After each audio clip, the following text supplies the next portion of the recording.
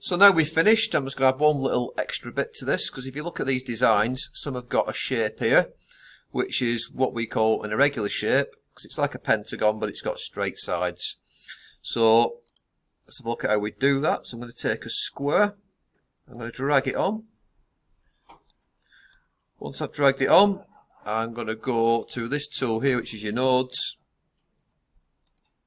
And if you go to the middle here and double click, it's not creating an extra node at the moment. So I need to go to path and click object to path.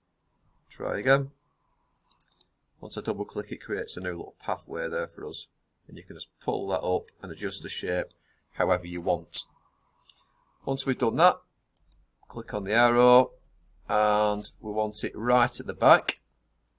So just click off this and I'm going to click on it again.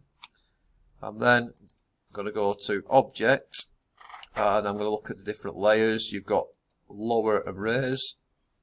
And if I lower it down, it lowers it, but if I lower it to the bottom, it goes right to the back like that. Once I've done that, I'm going to click on it and I'm going to go back to using the gradient tool. Click on gradient, and once I'm on gradient, I can obviously drag along and play with the gradients. A bit like these designs here, I can adjust and play with that. I've made it pink at the moment. Again, if I look at the designs are different shapes, so I might click on my designs again, make it a green or whatever. It doesn't really matter because you get a general idea of what we're doing here. So I could flick on the colour palettes here and find some shade of green or something like that, but it doesn't really matter. You can make it as funky as you want. So once I've done that, last thing to do is to save it as an SVG. So we've been through this before, but we'll do it one more time.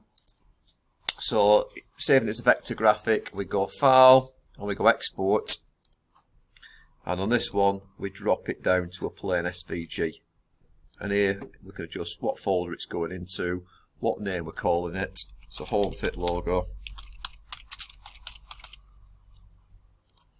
and then if we click on Export, that's going to export it and you've made a logo.